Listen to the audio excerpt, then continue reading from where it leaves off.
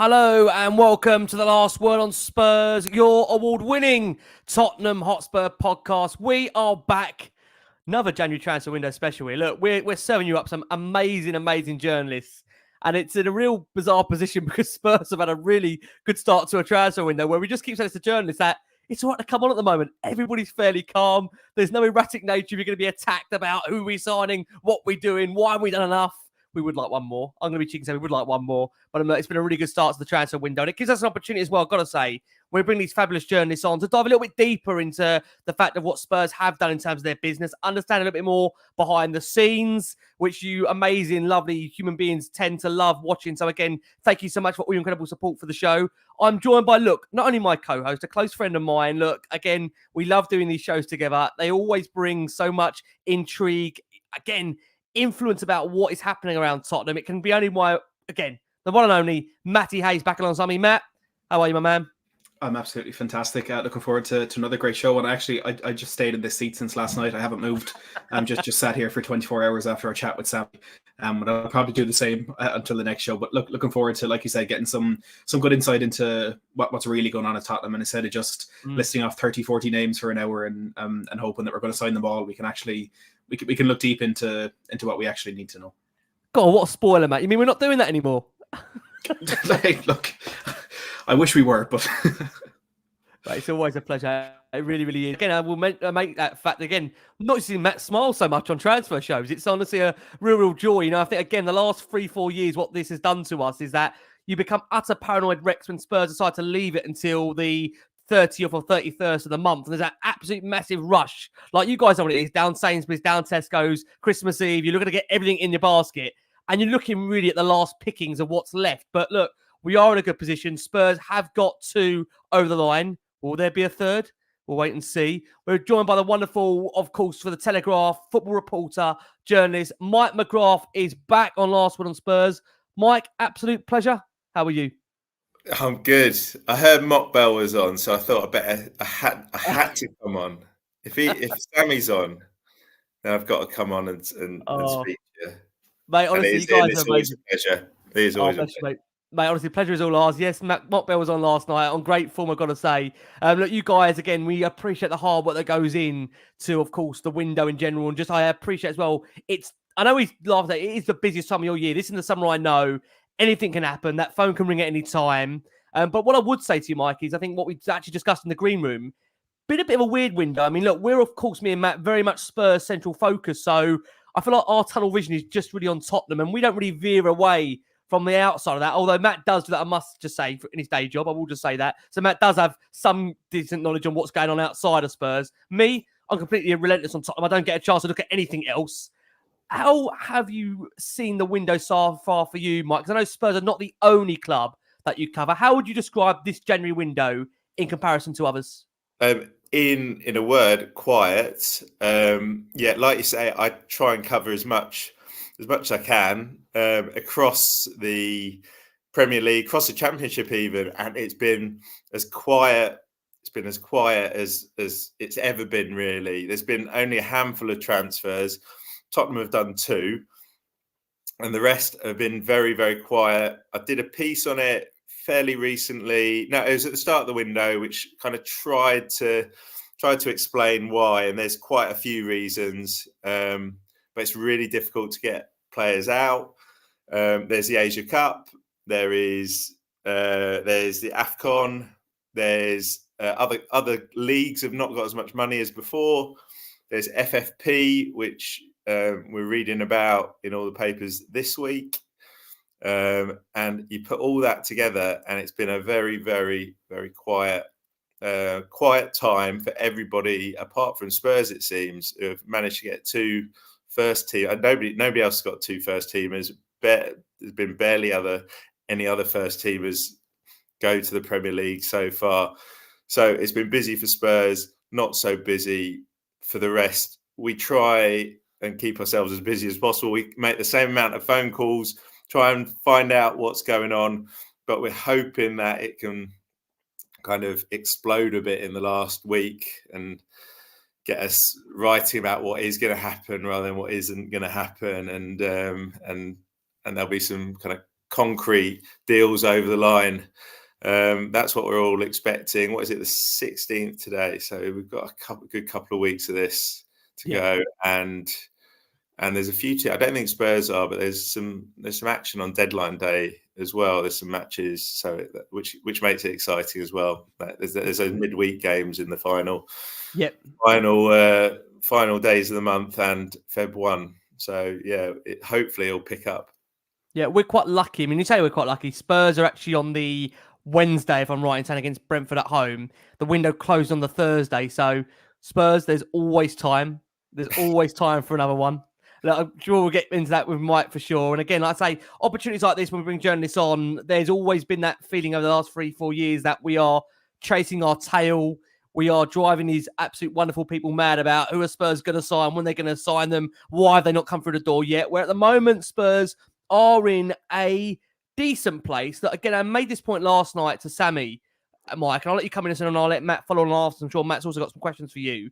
But it's actually been really refreshing to see Spurs do the early business, because not only does it show that it can be done and can be done correctly, but it feels like there's actually a plan in place at Spurs that ultimately you could argue over the last 3-4 years doesn't feel like there's been one. It feels like there's a real, I would say, process behind the recruitment. The team seems to know what they're doing and just identify those targets early. Look, I think, again, we see it online. Can't please everyone about who we're bringing in. Some maybe feel Timo Werner's not good enough. Some, again, maybe feel that we could have maybe got someone better. I personally have said it before, said it on Sky the other week. For me, it's a real, I think, potential low risk with high potential. You know, bearing in mind the guy has already got an assist in his first game for the football club. And I just think at the moment, there's a real good feeling around the football club, amongst the players, the manager. I just feel like everything at the moment is on a real high. And it is really refreshing, bearing in mind last one on Spurs has been going since 1947, joking, 2017, that we're in a good place at the moment. And I think we should definitely be happy about that. You know, we've been here under difficult circumstances, Matt. I need to remind you of that. So I just wonder, Mike, am I right in saying that things are in a fairly good place at the moment? Well, they're certainly different, because I mean, I remember my first days as a reporter back for the Newswires at PA. I mean, I remember, I think Van der Vaart was really late. I mean, it was like they were just seeing who they could get at the last minute, and they'd pull off some, you know, like Van der Vaart, whereas. And it always seemed to be last minute. I think the difference this time, I think on the record, Andrew was saying what he needed, and maybe helped by the suspensions and the injuries. He very much knew what he wanted in this window, and there were targets for that, particularly centre back, but also it emerged that they would want to forward. And I think they moved really quickly. You know, we're talking about December, looking to move on things. And I think the Werner deal was one of those ones where there was an opportunity to do it, and they moved quickly on it. I mean, Werner was linked with Manchester United as well. So I think it was definitely to do with at the top and identifying them early and then moving quickly rather than waiting to see what was happening in the window, which, like I say, is kind of back to front in terms of the history of Spurs in the window. And it's made for, I suppose, a bit more settled. You know, they've been a bit more settled in what is a pretty tricky period for the team, for the first team, because of the absences. It's been a real positive in that respect. Got agree. Can I just ask Mike what the sense is with, you know, obviously having the kind of inside scoop on what's going on at Spurs and how serious the club actually is at the moment? Because there's been, over the last 4 or 5 years, I'd say really since things started clicking into gear under Mauricio Pochettino, there's been a few false dawns. You know, that big summer under Antonio Conte, we did sign 4 or 5 players early on in that window, but then a few things were dragging out, and the very same happened in January, having to wait until deadline day to get Bentancur and Kulusevski, whereas now Andrew's clearly backed in the summer with some of those big some of those targets that were big for him, but that weren't big really for, I suppose, the fans. But it was clear that he got what he wanted. And now again in January, 2 big deals done early. Does it feel as though things are a little bit different at Spurs at the moment, or could this just be another, we'll do what we need to do while we're doing well, but if things fall apart, who knows what will happen? Well, I think it starts from the top and from Ange, and that feeling the feeling around Tottenham is a lot of his character, being, you know, the team being in the image of him, and it is his team. He's been strong in terms of selection and the players that he wants, the players that he's left out as well. I'm thinking particularly the central midfield and how he's formed that. And I think the difference has been him, and the difference has been him in terms of some of the, you know, every manager has their own characteristics, and you know, Antonio Conte is completely different to Nuno Espirito Santo, you know, and I just think, look, I think Ange hadn't, you know, he'd never coached in the Premier League.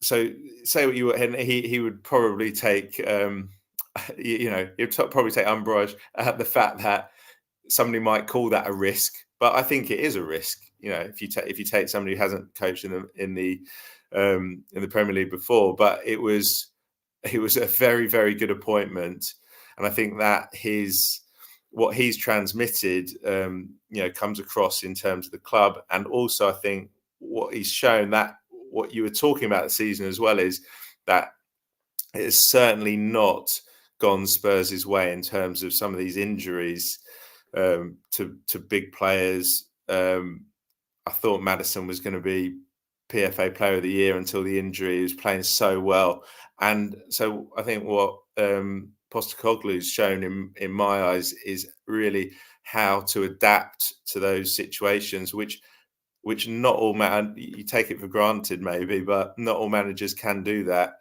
He's shown a real high skill level to get the team kind of back up, you know, after those setbacks, get them back up to where they are. Has shown a real high skill level for coaching and management. So look, there could be more setbacks, you don't know, but certainly these 6 months have been very, very positive. Mike, I'm going to ask you a really difficult question next. Probably one of the hardest ones that come your way. It has been a really good start under Ange. I mean, Spurs currently sit 5th in the Premier League for that 2-2 draw against United, of course, at the weekend. We fell behind twice. We came back into the game, not to steal Matty's wonderful moment that he point out on X on there. Spurs have come again from behind to the likes of, obviously, United. We've been obviously behind to the likes of Arsenal and come back into games. Forgive me, Matt. Who's the other team? I've gone blank now. This is your moment, not mine. Arsenal, United, City, right? That's it, City. Yeah. How can I forget? Only Man City. only the winners of the Premier League. Thank you, Matty. Thank you. Listen, this is why the guy's my co-host. He's always there to rescue me and throw me a lifeboat, right? I mean, look, Spurs at the moment, as I say, they're currently, as things stand at the moment, in terms of that table, you know, just a couple of points, of course, you'd say are off top at the moment. I say a couple of points, 4 or 5 points off top. Mike, are we in a title race? Are Tottenham in a title race? Well, I should probably refer you to, you know, the front page of our supplement on Saturday and some of the back pages of the other papers on Saturday, which Ange said in his own words that he believes that Tottenham are in a title race, and I'm certainly not going to disagree with him. What I would say, from my point of view, I think it's open. It's definitely an open race. I think Aston Villa are in it. I think it's going to be extremely difficult from just seeing City and how they play. I think they've just got that ability to pull out these results, not just results, but a string of. They've got the ability to win the next 15 games. They're that good. But I would certainly not rule out, in my opinion, I wouldn't rule out Spurs or Villa to sustain a title challenge, you know, into March and April. And if you get to March and April, you just never know what could happen. it's, I think, having covered a lot of the Leicester title win, that momentum, everything has to come together. I think the way of playing, the settled team, how they trust each other, and if Spurs can get that team back from AFCON and the Asia Cup into that settled team, injury-free, that at the start of the season that I saw a fair bit of, then they have got the ability to really run the race to the latter stages. So I wouldn't rule out any of those teams that are within touching distance of the top at the moment. One thing that we were speaking about last night, Mike, was with the injuries that you've mentioned there. Without, even if you just imagine that Maddison and Van de Ven stayed fit, we were looking at where Spurs might actually be with just those two players and the games that we could have won, like that game against Chelsea, down at 9 men, but I think with the two of them on the pitch, in a moment anything can change. With games against Villa, against West Ham, against Wolves, that we think we could have won, and it's a 12-point swing there. I know if buts and maybes are don't mean that much in football, but I think when you're this close to being in a title race, which we're not quite used to, it's easy to grasp at the straws like that. But when you look at the full list of what Postecoglou's had to deal with, he's been without Van de Ven and Romero for about 10, 11 games since they've played together. Maddison has been out. Kulusevski ill at the weekend. It just seems like they're constantly piling up. We've had suspensions throughout the season with Romero, with Doggy Basuma, and now the international duty. Son, Pap Sarr and Yves Basuma all gone for the best part of a month, if not more. I think if we were in this situation, if we had a full strength squad throughout the entire season and we were 6 points off the top of the table, any Spurs fan back in the summer would have bitten your hand off for that and wouldn't have even come into their wildest dreams. Considering we've had all those setbacks and everything Postecoglou's had to deal with on top of losing Harry Kane in the summer, how impressed have you been with how he's navigated all the kind of piling up issues that he's had? Yeah, I mean, he's been one of the standout managers of the season. I think those things that you mentioned, the setbacks that he's overcome, I think his in-game management is good, is excellent. To get a result from on Sunday, those other games that you mentioned where they've come from behind. That takes in-game management from the manager, and it takes team talks, it takes tweaks, and he's done it well. And yeah, he's it's not been easy. Those setbacks, it has really been quite an eye opener in terms of what he can do. So, I mean, I think he'd probably be hoping for a bit of good luck, really, on the injury front and having that settled team back, because there's been a lot for him to deal with. That's for sure. I just wonder, Mike, when you compare what he's had to go through with regards to, I don't mean to be disrespectful, the last couple of managers and how he's handled that, and the fans hasn't, kicked up a massive fuss. Is that one of his true qualities by the way in which he's been able to handle the fact of the injuries, the suspensions, now, of course, players going away to international duty, and he's not allowed the players at any moment to really use those as an excuse. There's been a constant focus, regardless of what the club's had negatively to deal with. And that's been really refreshing, I think, as Spurs fans, because it's almost made you forget about, to some degree, what is happening off the pitch and almost going to every game still believing we can win this. We went to Old Trafford at the weekend. Spurs were without 5-6 key players that would actually go into the first team. And yet, I'll be honest, I think 80% of us are disappointed. We haven't won the game, Mike. Yeah. And I think it's definitely been a case of that. He's definitely been very, very strong-willed in terms of that team as well. Destiny Udogie, at the start of the season, would you have said he's the number one left back? Would he definitely be playing in every game like he would? I don't know. Ben Davies would have been a more experienced option, but he's unearthed that the central pairing as well at first choice as well. He's shown that he's done it his way, and that's what I was trying to say about game management as well. That he He sticks to these to what he knows and what he does really well. In the case of the Chelsea game, and the high line, and people might have said that was wrong what he did, but that's his way. That's his way. He did it, and he lives and dies by it. And at the moment, he's doing a lot more right than he is wrong. That's for sure. Absolutely. You talk about Destiny Doggy there. I'll let Matt come in before I go next. Go on, Matty.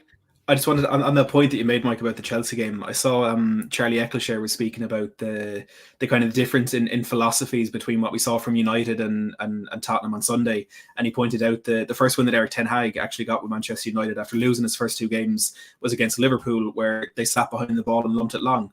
And it kind of set the tone very early on. Even though they won that game against one of their most bitter rivals, it set the tone early on that he was willing to do that to get results. Whereas with Postecoglou, it was such a huge statement. And Ricky, we said this a lot of the time to a lot of people disagreeing, but it really set the tone, and it showed the players, I think, more than the fans, just how willing Postecoglou is to stick by his philosophy and how much he believes in it. And he was willing to sacrifice not only a defeat to Chelsea, but a defeat to Pochettino on his first game back after joining one of our rivals. It was such an important game. And the fact that we as Spurs fans can look back on a 4-1 defeat at home to Chelsea and be like, that was such an important and pivotal point in our season, I think tells you everything about what he actually achieved with it as well. It's mad. Yeah, to be honest, I've actually watched a fair bit more of United than Spurs this season. I mean, what I'd say about Ten Hag is he's really struggled to put an identity on that team at United, and that's what I think a lot of fans want from their team is to have an identity. And I think Ange has put that on the Spurs team immediately, which is not easy, and I think that's a huge benefit for Spurs compared to some of the other managers that they've had post Pochettino. And yeah, I think he's definitely shown that there was a gem up there in Celtic that was waiting for the Premier League. It's interesting. You spoke off air about there being this real process in place, Mark. It feels like that as well from the contractual situation. You mentioned him earlier, Destiny Udogie, who I think, you asked that question then, Mike, would he have started every game? I think when we watched him in pre-season, there was just this real excitement and buzz. I'm not sure you agree, Matty, as well, that when you saw this guy play, you just felt this guy's been an absolute baller. He's made for the league. He reminds me just so much of and I don't want to be disrespectful when I say this. When I say prime Danny Rose really was, I don't mean to be rude about it, Danny Rose was good for about a couple of seasons. I look at Udogie, he looks to me, he could be good for the next, 10. I mean, he's just got such unbelievable potential. And I know, again, we mustn't get carried away. It's only the first season. The guy has played, up to the first, 19, 20 games. But I think there's real genuine excitement about now. You look at the defenders that Spurs have got, the fullbacks especially, Porro and Udogie. I mean, these guys are set for the next 10 years in a Spurs shirt. Please God, we can keep them that long in the club and progressing. There's real excitement. And obviously, we've seen Spurs tied down Udogie. Obviously, we also saw before that Pat Matassar obviously commit his long-term future to the football club. Just wondering, when you look at the contractual situation at the moment, Mike, Heung-min Son, couple of years there for him. Giovanni Lo Celso, I mean, I'll be honest on GOP. Got concerns over his injuries at the moment. I'm just not sure long-term whether he can be a Postecoglou player. I feel that does require you to be able to play twice a week. And given the hamstring Spurs have suffered, I'm not sure he's a long-term solution. Bentancur, Basuma, I think they start stretching into that 3 years still left on their contracts. But anyone in the immediacy, Mike, you'd say Spurs are looking to maybe tie down contractual-wise at the moment? Well, I mean, obviously, Son would be, you certainly have not heard any agitation that Son is unsettled or anything. And it looks like, he's shown, in my eyes, he's shown a lot of leadership since Harry Kane has left. And that would be one that you'd want him to play at Spurs for the rest of his career if you're in charge of the Tottenham team. So I think that would obviously be the big one. And out of those, I'd say Lo Celso would be one that you'd wonder whether there was a long-term, if there is a long-term plan for him. He's had I think it was Villarreal he was on loan to already, which shows that they were willing to let him go for that short period. And this is it's a settled team which is without him. So you think that you think that might be, there might be a question mark on that one.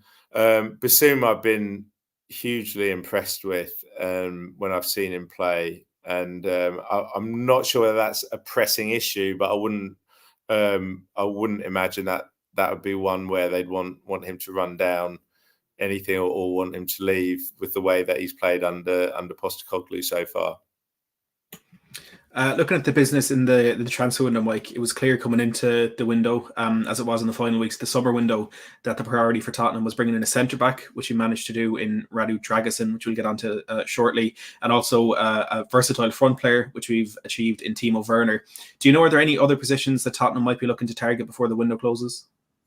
Well, they've obviously been looking at they've a number 8 is a position which they've kind of assessed, particularly over the summer as well, with Conor Gallagher and the possibility of him being available.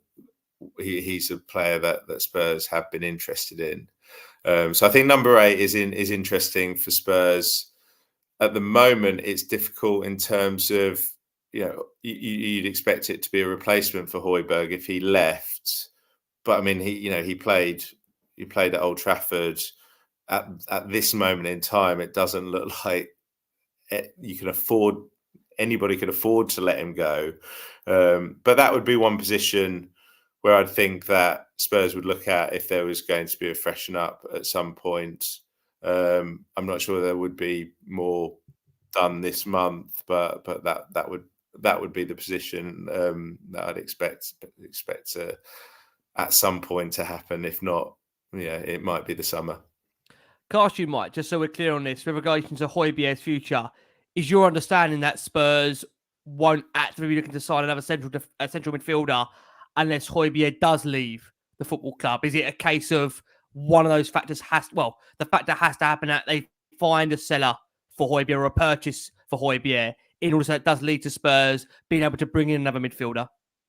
I'm not sure that. I mean that's what I've been led to believe, that it would be Højbjerg would be out, or would if he wanted to move, then it would free up a space for another one to come in.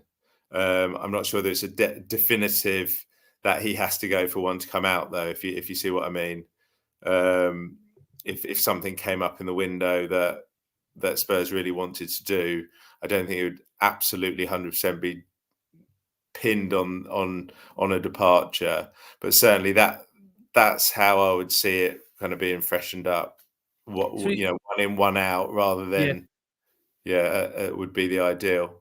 It's interesting you say, because I feel there's just that feeling at the moment that I'm not saying that is the case, but I think there has been maybe that concern that we don't want to lose out on a really good central midfield option because Højbjerg is just staying there. And that's why I wonder, is there that factor where Spurs, if, for example, and we'll come on to Gallagher a bit later in the show, if for the right price, do Spurs move on the basis that it could be a really good option this window, and Højbjerg still being at the club wouldn't stop them? Because I think we all recognise that when that contingent of players come back from international duty, the likes of Bassoum, Sarr, Højbjerg is going to still be fairly down that list anyway. And look, I think we all admire the fact that Højbjerg wants to play first team football. He's a professional. He loves being on the pitch.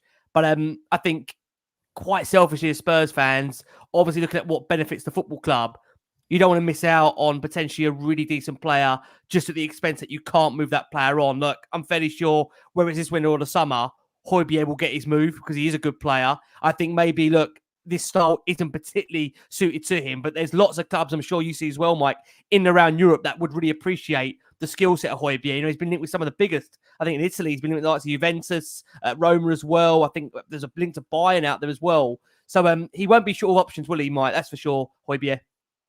No, there is options for him, and there is definite interest in him.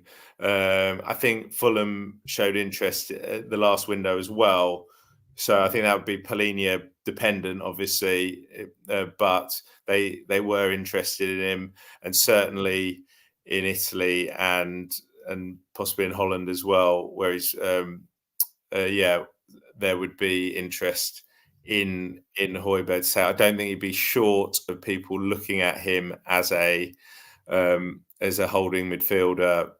You know, he's got pedigree in terms of how he's played for Spurs and Southampton before that, and obviously he was a Bayern player once upon a time, I believe. Yeah.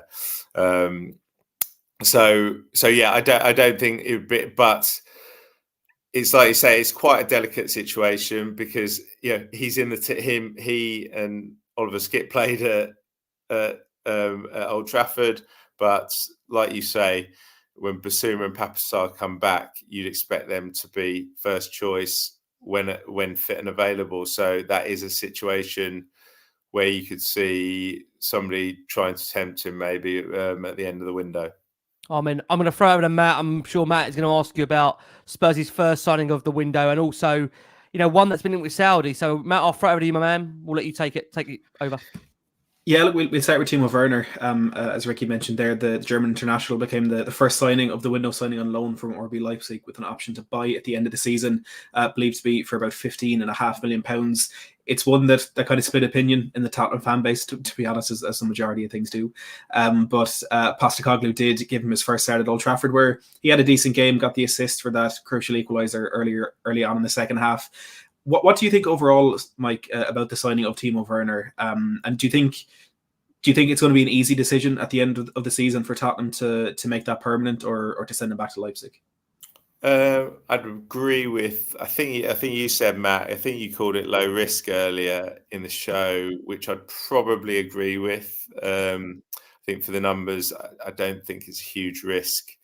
I think there is potential there, but it would just take just a turn of fortune for him in that chance he had at Old Trafford, where he got in that great position, showed everything that's brilliant about him. And then when he drags a shot wide, it just reminded you that he was short of confidence in front of goal against Chelsea. Now, look, he's obviously not a terrible player because he's done it before in his career. But that just did remind me of the Champions League when he missed those chances, and it clearly was a confidence thing. And I think with a goal or two, that could definitely turn, and you'll see a player with arrogance and confidence back in his play, and that will make the decision easy on those. If he turns those moments into goals, then there's definitely a good player there. We've seen it's just got to come together for him, and there's there is the possibility that it will do as well, because he's not a bad player. Look, one player who's definitely at the other side of that rut is Richarlison. Another goal for him in that 2-2 draw at Old Trafford. That's now 6 goals in 6 Premier League games. Just one game there where he's failed to score. And the pressure on him was huge after Harry Kane left on the eve of the new season. Son has stepped up and improved his goal return compared to last season, but we needed someone else who could put the ball in the back of the net. And Richarlison now 7 in the Premier League, 8 in all competitions, as well as 3 assists. He's stepping up after that surgery. His confidence, he seems to have his fitness back as well. And now another big month for him with Son at the Asian Cup, and Kulusevski and Maddison slowly trying to work their way back into the team. We know there was interest from Saudi Arabia over the summer. We believe that interest has rumbled on. Do you think there's any chance of Richarlison making the move out to Saudi Arabia, or is he hitting form at the right time to try and make this work at Spurs?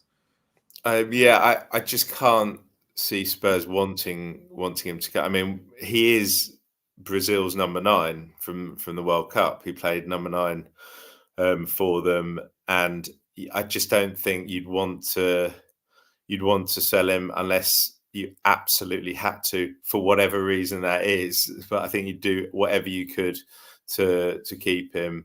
I've got some Everton fans, like from my wife's side of the family, and they still love him. And I think he might have kind of endeared them even more. I think he when Spurs recently played Everton, and he kind of had a bit of a chat with the fans, maybe, because he's still liked because he's got that kind of arrogance about him, and when he gets on a roll like this, he's would he get in the? I think he would probably be a real contender to be in Spurs' best 11. And I know that there was definite interest from Saudi that we knew about. I think they tried it on the last day of the window in the summer. There was definitely interest there, even if there wasn't a bid, like an official bid. But I think if you're Spurs, I just think, in my opinion anyway, you do anything that you could to keep him, unless they're paying something that's ridiculously over the odds that can't be refused. Yeah. Do you know, again, I mean, as Matt says there, I think you can argue about Richie's form recently. It has been really, really good. I mean, I think, again, I don't know if you agree, Mike, the barometer be if he can maintain that form, what Spurs do in the summer. Because I think, again, we've seen certain links to the likes of Santiago, Jimenez. There's been obviously, there was Jota mentioned as this window, but look, Spurs went for, I mean, do you feel Mike as striker the top priority come the summer, or do you think it's further down the list now, given Richie's form? I think, look, there's just not many strikers around.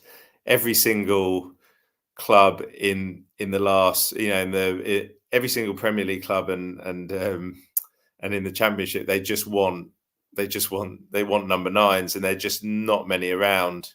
I always thought Richarlison was more of a winger, but obviously he did play number 9 at the World Cup, and he can lead the attack. Look, I think we reported at the Telegraph that Jimenez at Feyenoord, like many other clubs, have kind of watched him, and people are seeing what kind of price Feyenoord are going to ask for him, because it's going to be, you're hearing mega money that it's going to take, 80 million euros plus. He's highly regarded. So I think that we like I say, we reported the Jimenez kind of interest, or if you call it interest, or kind of the fact that they're kind of just monitoring his situation. There are just not many strikers around that you'd say, now Harry Kane's gone, that you'd think are absolute great fits for that. People would definitely have to go. I think Evan Ferguson is kind of tied up with his contract. Doesn't look like he's going anywhere. And so, it's not. I don't think it's, at the moment, from what I'm hearing, I don't think it's like an absolute priority. Spurs are definitely after a number 9 in the summer, but all clubs want goal scorers if they come on the market. Oh, man. Yeah, listen, I do agree. Look, what we are going to do, we are going to go for our midway break of this show. When we come back, Matt is going to ask Mike what the behind the scenes was on Spurs' second signing of the January window, Radu Dragusin. Again, thank you so much, guys, for all your incredible support for the show. We've got a number of hundreds of you watching us live here. We can't thank you enough for all your support, as always, for Last Word on Spurs. It's been, I think, for me and Matt, it's been a busy window, but an enjoyable one so far. I think, again, when I make the point, me and Matt have been doing this for the last 3-4 years. It feels like a lot longer. And we come on, we grill these journalists. It's an interrogation. I think at the end, they can't wait to get off. Although Mockbell does come back, Mike, I'll tell you. So you've got to come back, that means. But it is more of a happier time at the moment. I think even Sammy said to me, God, it's nice coming on when it's like this. So, it is a nice time to be in the window. And I think, again, look, you draw this man's attention to Spurs very, very early on. And I'll let Matt ask behind the scenes how Spurs' second signing this window came about. Matty, I'll hand over to you. Yeah, well, look, of course, we're speaking about Radu Dragusin, the new centre-half at Tottenham Hotspur. And Mike, could take you back to the 19th of December, when you were the first British journalist, at least, to put up that news that Tottenham were interested in signing the centre-back. since then, there has been a few links, a few others. Jean-Claire Todibo was one that I know certainly a lot of fans were interested, but Postecoglou has since said that the Dragusin was the number one priority for the January transfer window, and how he's happy with his 3 top centre-backs, adding to Christian Romero and, of course, summer signing Mickey van de Ven. That deal was completed last Thursday, believed to be worth up to €30 million, with Jed Spence heading the other way on loan till the end of the season. It's a real statement from Tottenham, I think, not only to get in such a talented and highly regarded centre-back as their, what I would imagine is their third choice, but also to beat Bayern Munich to that signing, who tried to hijack that one late on. How impressed are you with the signing of Dragusin, and how did Spurs actually manage to get that one over the line? I think, I've been really impressed with, because I've done a little bit of work as well on kind of his background story as well, and he's a really impressive character. I think, as we touched on earlier, Spurs knew that centre-back was important from before the window. So that's important that they can move quickly. And when we reported it, there was definite interest there in him. I don't think they were envisaging it being an easy deal, but he was certainly of the level that they wanted and the price that they wanted, that price bracket that they wanted. Now, there was, I think, Todibo, there was interest there. Todibo's representatives have been talking to Premier League clubs, and I think that price would have gone really high. And if you compare that to Dragusin, I think Dragusin was excellent in terms of the value and what you were getting in terms of 21, a player who has helped Romania get to the Euros, and also and what he's done for Genoa as well. I think it really that made sense to Spurs. If you actually look at the centre backs on the market, you'd actually say that Tosin was the Daniel Levy. That was the perfect Daniel Levy deal 6 months ago, and you'd get him at good age, 26. You'd get him relatively cheap because of the contract situation. But I think that I think the level of Dragusin really swayed that decision. They did look at Lloyd Kelly in the summer as well. He obviously had an injury maybe at the wrong time as well. And then suddenly you've got the number one target being Dragusin. So it's and they move pretty quickly really on it. And like I said, I did a little bit of background on him. Spoke to his dad. They certainly think that Spurs, and he mentioned the manager as well. His dad mentioned the manager as well, being important. And obviously, when Bayern Munich were in, there was competition. So certainly, the manager and the whole kind of feeling of the club was quite important to get that deal over the line. It was an interesting guy to look at his background. Actually, I think he's definitely, I can't believe he's 21. He plays much more mature than that. I think Spurs have got a very good signing there. I've got to ask you on the points that, again, this is the great thing about Last One Spurs. It polarizes in terms of you get a lot of different opinions that come through from Spurs fans. Some feel Dragusin may end up being one of the first choices. Some feel he may struggle for game time in between Romero and Van der Ven. I just wonder, from your perspective, Mike, where you feel he will end up in terms of the pecking order, if there is one, if you feel he'll get regular game time. And also, I just want to take your mind back, Mike, maybe this time last week, how confident you were when you caught wind of the fact there was Bayern Munich's interest. Did you always, because I always laugh at me and Matt, and Matt, bless him, Matt was a typical Spurs fan at that moment and consigned himself to the point that Dragusin had already picked Bayern Munich and already got his shirt and already got the socks and got the lot and going, it was going to get from Bayern. how confident were you, Mike, based on the digging that you did, that he was always going to pick Spurs over Bayern Munich, and really where he sees himself maybe in that pecking order? I mean, I must admit, I spoke to the family on the day that he had kind of made the decision. I think it was a Wednesday, so it was apparent that it was Spurs at that point. I think on the Wednesday morning, it was apparent that it was Spurs, because you can never say never. You can never say it's done until it's done, and but this is Bayern Munich we're talking about. There's not a bottomless pit of money at Spurs, so a big club could outbid in terms of wages and stuff. So you can never say absolutely for certain Spurs have got their man. So I think they did really, really well to get that over the line. Interesting. I'm never confident until it's done. Yeah. Oh, listen, I think we're all the same, Mike. And you back in Mike, he'll get himself a first team place in the side, or do you think it will be a rotational basis that he'll play for Spurs?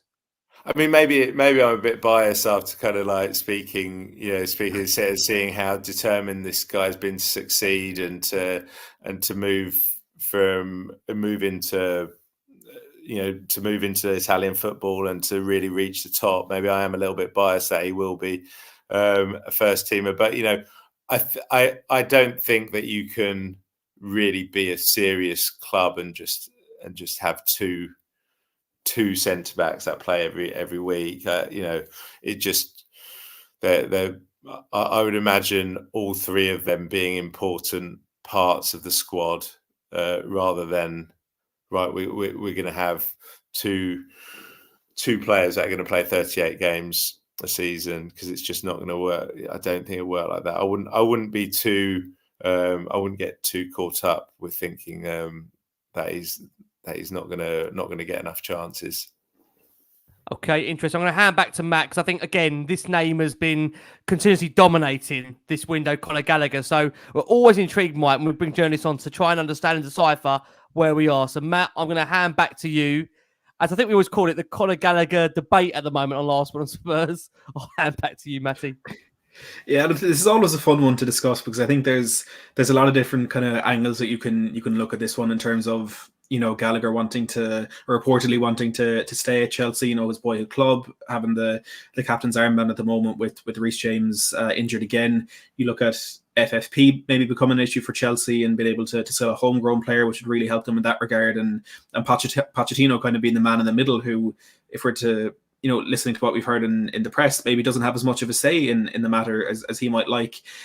With Chelsea believed to be demanding in the region of £50 million for Conor Gallagher if a move is to materialise, with no progress and talks over a new contract there. Mike, do you think they would actually let one of Pochettino's preferred players go? And do you think he would be open to a move to Tottenham?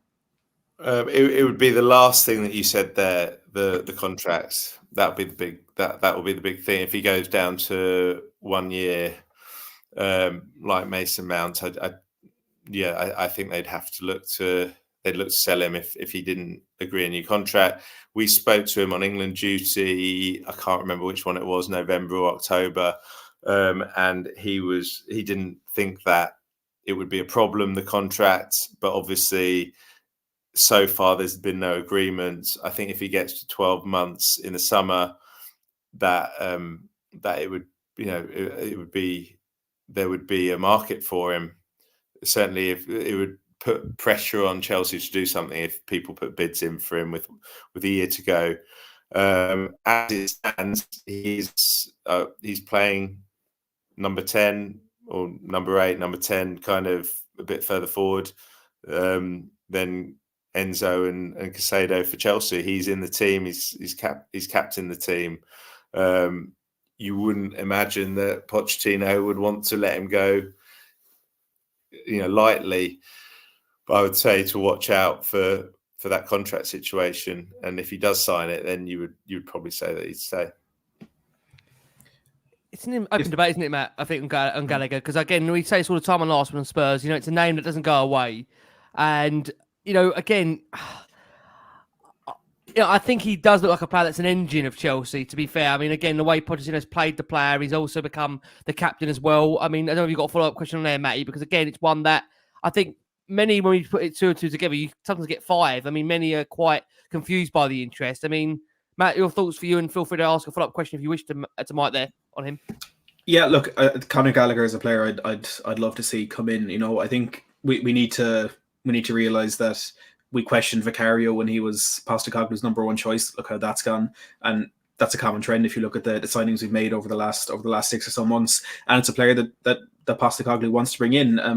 I think recency bias is kind of working against Conor Gallagher here, because he's playing in a team at the moment that is lacking any bit of cohesion. He's playing with different players every other week, and different managers as well every other month, it seems. So it's not been an easy time for him at Chelsea, but he's still managed to be arguably their highest performing player this season, and one of their most important. You know, personally, if I'm to look at what I think he can offer, when you look back at what he was able to do at Crystal Palace and West Brom, I know it's a long time ago, but it was when he actually had an established system in the teams that he was playing with, and he showed he's an extremely hard worker. There was one game in particular, I remember when Arsenal went to Selhurst Park on a Monday Night Football, Crystal Palace beat them 3-0, and Conor Gallagher completely ran the show. When a player so young in a team that were at the time fighting for Champions League football, he just looked to do everything with absolute ease, and there is talent in there. Now, I do feel there are limitations in there as well. I think, you know, you need a lot of ball progression in the midfield. You need midfielders who can run with the ball past players. I think Conor Gallagher a little bit weak taking the ball on the turn. Maybe that's something that will have to be fixed. But he has what I would class as the uncoachables that you need for an Ange Postecoglou side. And if we're to look at what Postecoglou has done with Porro, with Udogie, even with Richarlison, he's able to fix the rest. And for me, that's why Gallagher would be a fantastic option. Now, 60 million, 50 million, that much, is he worth it? Could we get a better player for a similar fee? I think maybe we could, but you also have to look at the fact that he's homegrown, and that could be a problem for Spurs with a few of the players that could be on the way out. So for me, when I balance up the pros and cons, I do think it would be a very good signing. And again, if Postecoglou wants him, I find it hard to argue to the contrary. Yeah, I mean, look, he's played his way into the England squad, and I think he would. Look, you've got those two in front of the back four for Spurs who look pretty set, but I think ahead of them, you know, if you're looking for energy to balance off, you know, some of the kind of creativity of James Maddison, maybe, yeah, Conor Gallagher, I think would have a place in the Tottenham squad and fairly regularly in the Tottenham team, which is why they've shown interest in him. I think you probably summed up like the pros and cons pretty well there. But what he does, what I've always seen with him is a lot of, he does bring energy to the team. He sets a tone. He sets a tone for the teams that he plays in. And like you say, it's not been a great time for Pochettino and that Chelsea team. And he has maintained those standards that we have seen at Palace and earlier, and he's still in that team. So yeah, like I say, the interest is there for a reason. I think that for what he would bring to Spurs. Go on, mate. I'll hand over to you. We'll move on to Sergio Reguilón. Any more questions on Gallagher, Ricky? No, I think with Gallagher, I guess it's one, Mike, just on Gallagher. That one, it feels like it may play out till the final week of the window, potentially. I mean, again, it's one of those where I think there's some Spurs fans I think would like him this window, but I just get the feeling that might be a particularly hard deal to do unless Chelsea want to do business in that last week of the window. Is that your gut on it potentially in that last week? I just think that the possible tension of Pochettino really wanting him to stay would make something different. It would make it difficult to sell him. I think the summer is a different story if that contract isn't signed. I'm actually going to go against what I just said. And before we do move on to Sergio Reguilón, Mike, I want to ask you quickly about Calvin Phillips, because if if Conor Gallagher is a move that isn't going to materialise in this window, or if Tottenham decide to push the boat out on that one until the summer. We've heard a lot of rumours that Calvin Phillips could be heading out on loan from Manchester City this January as he struggles for game time there. Now, with City reportedly requesting quite a high loan fee and ultimately Calvin Phillips needing game time, do you think there's any possibility of Spurs making a move for the Englishman? I think the issue with Phillips will be the fact that what he wants the move for is to play 20 games, Premier League games, or however many he's left. He wants to play all the games before the Euros, totally cement that place. I mean, he is. Gareth Southgate does really like him in the squad, but he wants to cement his place in that squad. And that would be the problem at Spurs, is the fact that when AFCON's over, you've got two that are really settled there in that kind of defensive midfield area that he would play. So that would be a risk, I think. It would be a big risk. So I think lots and lots of teams are looking at it. But I think it will be who can offer him the regular football, which will eventually get him. Well, one man, Mike, that appears is now heading out the door to get himself some regular football. He hasn't been with us for too long. I mean, it's only been a real quick turnaround. He was at Man United only a few weeks ago. That's Sergio Reguilón. We understand he is in the process of arriving in Brentford after Spurs agreed a deal, which I believe is a loan move with no option to buy. And we'll see Sergio return as a Spurs player at the end of the season. I believe the medical is going to be taking place on the Wednesday, which is for today for our listeners on audio. Mike, thoughts on that for you? Good move for Reguilón. Surprise, there's no option to buy in there. Does it just work? Because I believe I heard Thomas Frank's presser earlier. They're in desperate need of a left back. So is he just filling a spot just in the immediate short term for them? Yeah, they've been after wing backs on both sides, so that fits for them. Obviously, Rico Henry's been injured. Probably fits their system quite well. I think that it was quite clear, the fact that he didn't play when he came back from Man U, that he could then, the FIFA rules meant if you played for Spurs, you can play for 3 in a season or 3 in a year. I don't know what it is, but anyway, they cleared it so that he could play. It suits him. It suits Brentford. They were quite happy with him at United. He had a terrible, terrible record. I think he lost 9 out of the 12 games he played, or he featured in, or he played. He lost 9 of them, which is maybe a reflection on United more than him. But they were actually quite happy with him in terms of he covered for Luke Shaw and Malacia adequately, and he kind of filled a job. But yeah, he did get sent back. I think this Brentford one kind of suits all parties.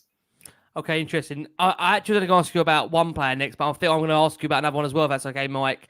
Ryan Sessegnon and Oliver Skipp. Now, 2 players that I think in obviously Sessegnon's place hasn't really played much football in the last 18 months, 24 months, if you go back really. Of course, was back involved in the FA Cup tie against Burnley, which I think, again, was actually quite surprised by the fact he made the squad. It was kept very, very quiet by Spurs. They did, obviously, the same with Bentancur's return as well.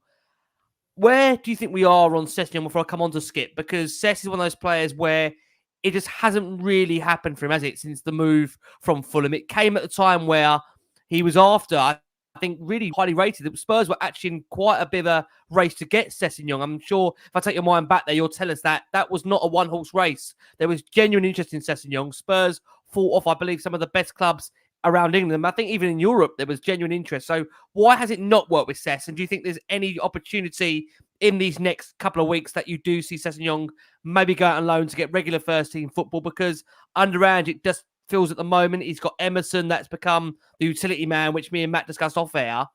Where's the future for Sess, in your opinion, Mike?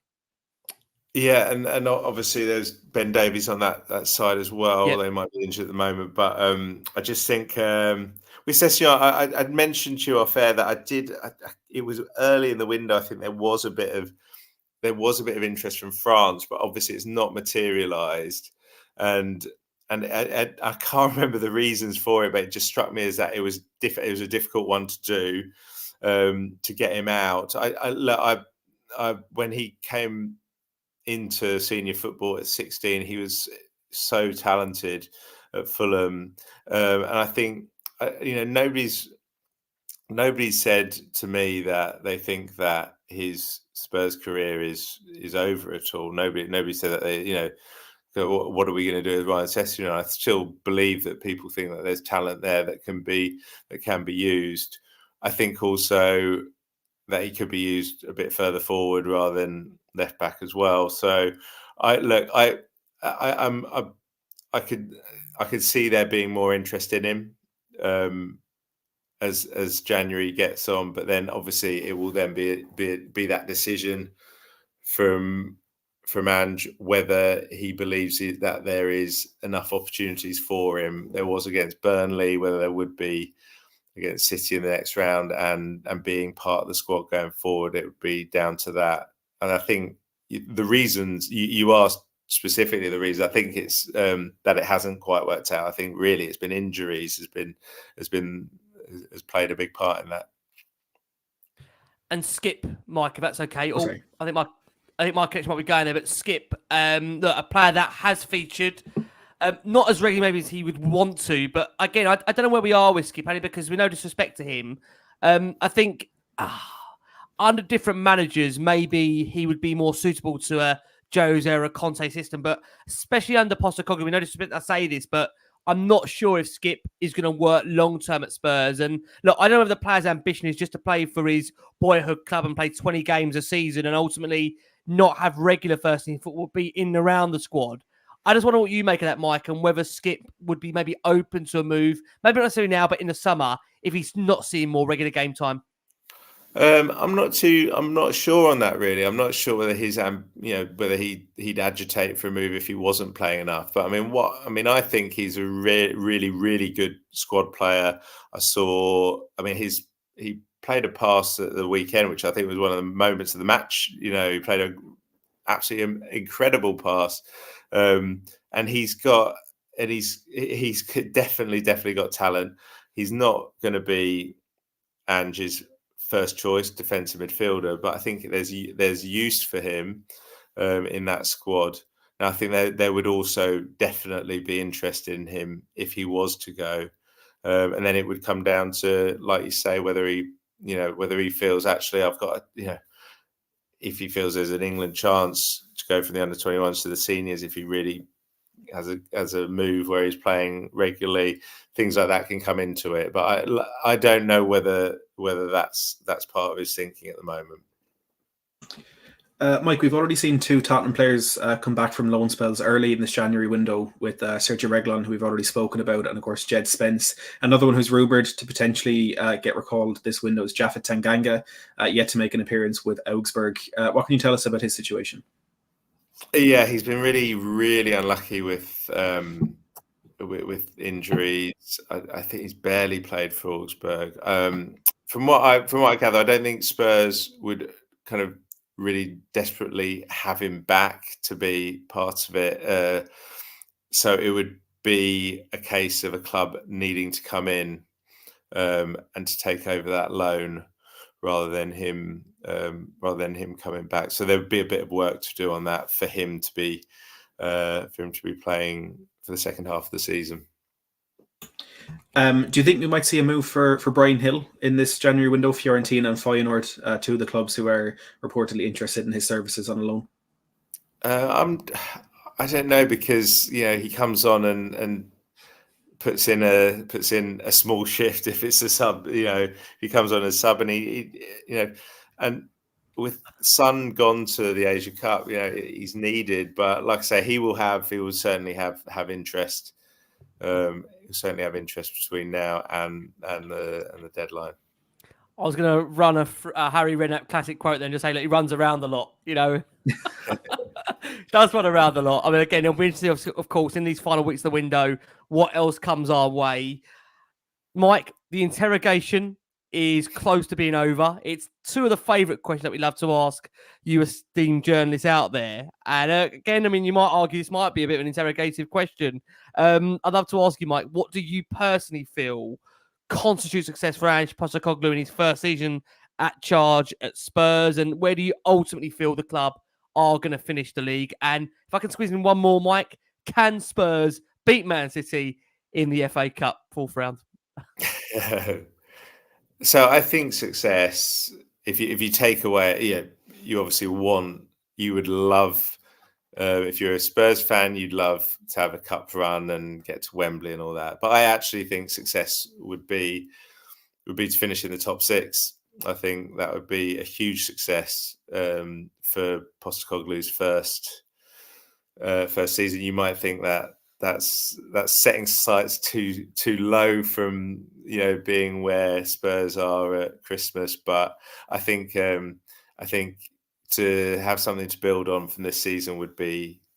I certainly think that's something positive, and that is a successful season, even if it doesn't have an FA Cup win. But Spurs can definitely. I mean, they can definitely beat City. I mean, I was there when they beat them 3-2. They had obviously Kane playing one of the best games ever, but also Son playing one of his best games ever. But also Kulusevski was absolutely incredible that day. And if they have players that turn it on like that, with the talent in the squad, there is definitely the possibility of beating City. It's happened before. I hope Sami Mokbel is sat at home watching this after what he said to us last night. He said we couldn't beat them, Mike. He said we couldn't beat them. He was doing so well up until that point as well. Yeah. But look, I love hearing the positivity about Spurs. I just want to ask you as well, Mike, the last question of the interrogation, as Ricky puts it. How many players do you think Tottenham will sign between now and the deadline on the 1st of February? I think 0, but possibly 1. Possibly 1. If something, if something crops up, you never know. It's Daniel Levy, isn't it? You kind of can't keep away from it. It might be 1. You never know. But your head says probably done. Okay. Listen, I mean, Spurs are always been overdoing late business, so it'll be interesting to see how the winner does finish. Mike, it's always a pleasure to have you on, mate. I generally mean that. Like I say, we've been blessed to have you the last couple of windows, so we really appreciate your time at a busy time of year. Although I know it hasn't felt like it's got busy yet. It might get busy, of course. Those last couple of weeks, you might be in accelerative overdrive, Mike. Where can everybody check out what you do, the wonderful work you do? I must say this again, not only Spurs you cover a whole host of clubs. Where can we find the wonderful work you do, Mike? Yeah, so I'm on Twitter, or X as it is now, at McGrath Mike, but also the Daily Telegraph website, which is telegraph.co.uk/football. That's where myself and our other stable of reporters are keeping on top of things this window, and on other news stories as well, up and down the Premier League. Mike, it's always a pleasure. I always say until next time in the summer, where hopefully we'll be having you back on, demanding more, because that is the life of Spurs fans. We shall see. But mate, honestly, a real pleasure. Mike, thank you so much. Matty, thank you so much.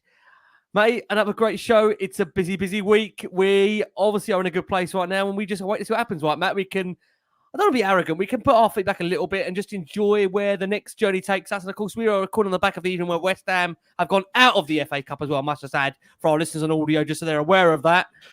Matt, are we just enjoying the moment right now and just sitting back? Yeah, absolutely. Not a care in the world. Nothing could possibly go wrong. Wait, it's Tottenham. Look, let's just enjoy it while we can, right? We've been in positions like this before, and we've quickly been brought crashing down to earth. So let's enjoy it. I don't think we will be brought down back to earth anytime soon. So let's enjoy it while we can, and look, let's always enjoy the brilliant chats that we get to do with these wonderful journalists. And I'm not just saying it because he's on the screen with us, but I've got my Mike McGrath post notifications on. I've got telegraph.co.uk bookmarked, and I think everyone else should do the same, because the insight that Mike is able to bring, and as he has brought over the last hour, is invaluable to any football fan. I totally agree. Mike, always a pleasure. Thank you so much. Thank you to our watching audience. Really appreciate it. Well, listen, there you go. Wonderful Mike McGrath back on Last Word on Spurs. We'll hopefully see him across the summer. From Mike, from Matt, from myself, we've been the Last Word on Spurs, guys. Please keep safe, keep well. We'll be back before you know it. And as always,